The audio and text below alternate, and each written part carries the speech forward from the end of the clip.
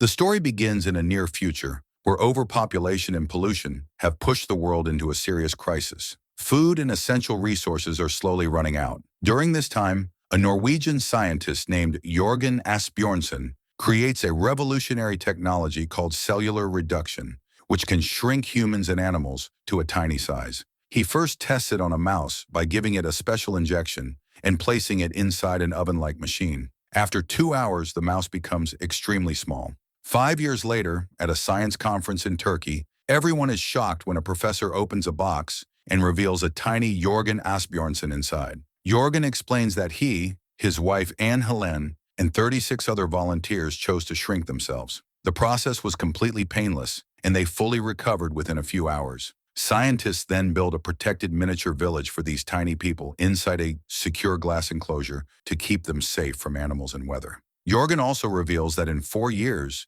the waste produced by all 38 small people equals just 1 garbage bag in the normal world. Some couples even have healthy children without any problems. This news spreads across the world.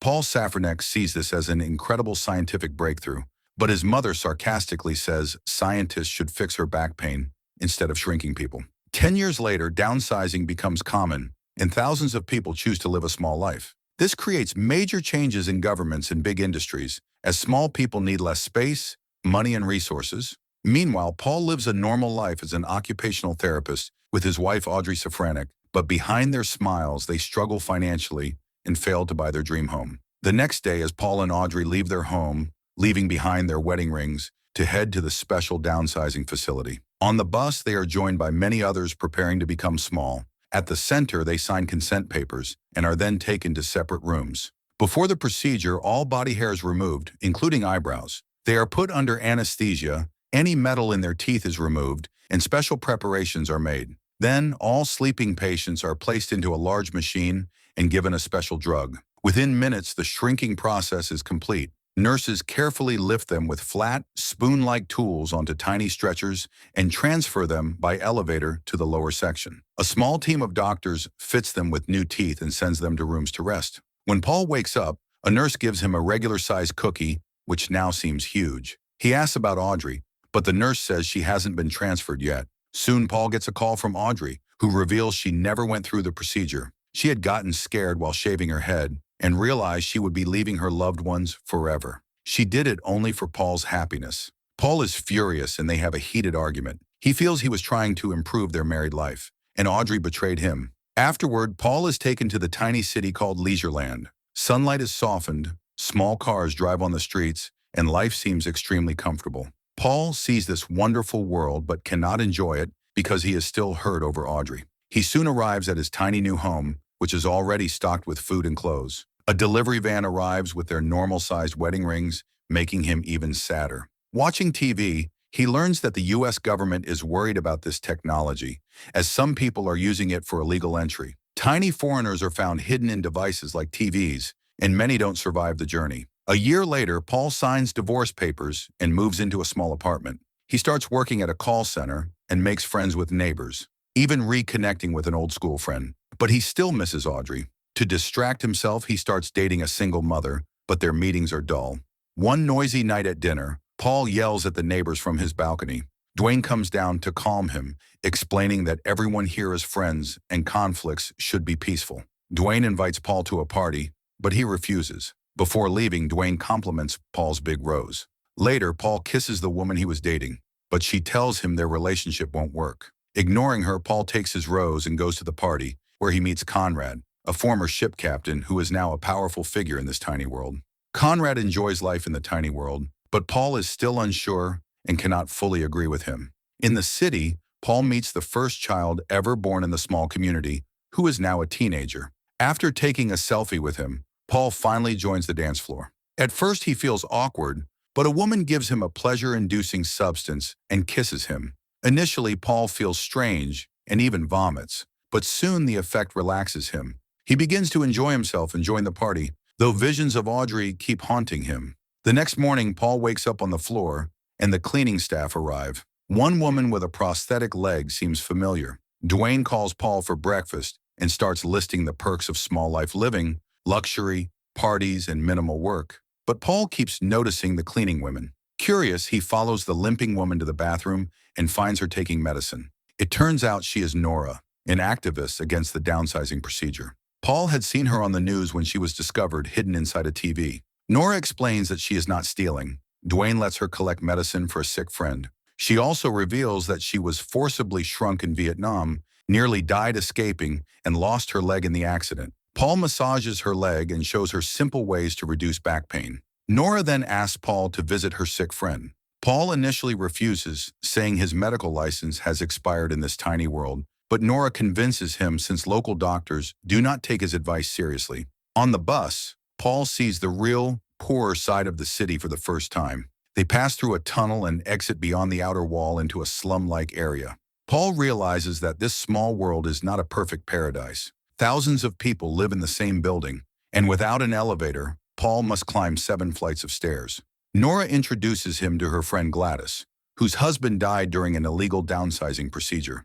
His head exploded because his gold teeth were not removed. Gladys has stomach cancer, but cannot afford treatment. Paul knows he cannot cure her cancer, but he gives her pain relief medicine and helps her move safely to avoid injuries. Later, Paul wants to fix Nora's prosthetic leg, but she is too tired and asks him to wait. A few days later, Paul visits Nora again, only to find out that Gladys has died because she took too much medication. Nora is not deeply upset, saying that at least Gladys died happy. This shakes Paul deeply from the inside, leaving him conflicted about this tiny world. Paul continues helping Nora while fixing her prosthetic leg, and he learns the painful truth about her life. Nora tells him that her village no longer exists because the government built a dam there. She and her sister had protested and were sent to prison, where tragically her sister died. Distracted by her story, Paul accidentally breaks her prosthetic leg. Until a new leg arrives, Paul carries Nora to work and helps her clean every home. Nora distributes leftover food from wealthy residents to the poor living in slums. Gradually, Paul also starts helping the people, getting medicine for some, easing pain for others, and in return, they include him in their prayers. 2 weeks later, Nora starts walking with a wooden leg but is still slow at work, so Paul continues assisting her. One day, while cleaning at Dwayne's house, Dwayne jokes about Paul's struggles. Paul admits he is tired of this life and that a new leg could take a month to arrive. Dwayne then comes up with a plan. After finishing cleaning, Dwayne and Conrad tell Nora that Paul will go on a special mission to Norway for 2 weeks, meaning he cannot help her during that time. Nora insists on joining the trip because Jorgen had invited her, but she could never go before. She becomes emotional, and none of them can refuse her. For the next few days, all 4 travel on Conrad's ship carrying large cargo. One night, Paul wakes to a strange sound and sees another ship outside. In the morning, he discovers that Jorgen Asbjornsen and his wife have joined the journey. Jorgen is deeply worried because a methane leak in Antarctica has created an environmental disaster, leaving humanity with almost no hope. Paul massages Nora's leg at night, and their bond grows. The group finally arrives in Norway, where Paul is amazed by the beautiful forests. He sees a tiny community living freely without walls or fear of animals. Their leader shows them a special underground shelter called the Vault, made of thick metal to protect people from disasters. Inside are animals, plants, homes, and geothermal machines for electricity, all made possible by the shrinking technology. The plan is for people to live there until the environment recovers, even if it takes 8,000 years. That night, Jorgen gives an emotional speech, asking who is ready to save humanity. The crowd responds in unison, "We are ready." Paul is deeply impressed and considers staying there. But Nora reminds him that the people in the slums still need his help. Meanwhile, Dwayne and Conrad mock the place, calling it a cult. The next day, Nora asks Paul if their closeness was just pity. Paul assures her he cares and wants her to stay in the vault with him, but she refuses. That evening, everyone watches the sunset for the last time, and Nora stays with Paul for that moment. After saying goodbye to Dwayne and Conrad, she gives Paul her Bible. He wants to kiss her in thanks, but she refuses and tells him to leave. Confused, Paul walks into the vault, realizing it takes 8 hours to reach the real shelter. Regretting his decision, he runs back and exits just before the door closes. A small explosion then blocks the tunnel path. Finally, Paul and Nora return to America by plane. Seeing the world one last time, Paul understands that life is not about hiding, but about helping others. He returns to the slums and spends his final days aiding people, ensuring they live with peace and happiness. And that's Downsizing 2017. Thanks for watching. Don't forget to like, share, and subscribe for more movie explanation videos.